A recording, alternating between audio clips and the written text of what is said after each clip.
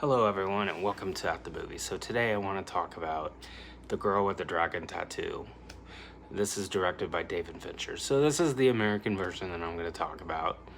I think this movie is great.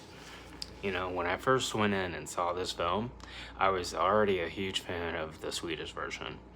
But then this film just totally changed my mind about the Swedish version.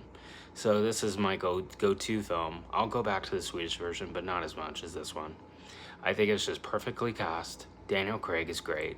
Rooney Mara, it's basically her movie. But it's just a fantastic film. Along with the cinematography is just gorgeous. You know, I mean, just the camera work. I mean, David Fincher is just, you know, say what you want about him, you know, but I think he's a brilliant director. I think he's one of the, I remember watching an interview with Ben Affleck for Gone Girl, and he said that, like, David Fincher can pretty much do everyone else's job. And I would agree with that, because he knows what he wants. The only thing that really I don't like about David Fincher, and the reason some of his films and some of the shows don't get made, like Mindhunter wasn't canceled, but it was put off. And I wouldn't be surprised if it has anything to do with his salary, because he gets like a $10 million salary, and he gets creative control, usually. So I wouldn't be surprised if it has something to do with his salary, because that was an expensive show to make. And it's, I'm pretty sure a lot of it has to do with the salary. So, but anyways, but this movie, Rooney Mara is great.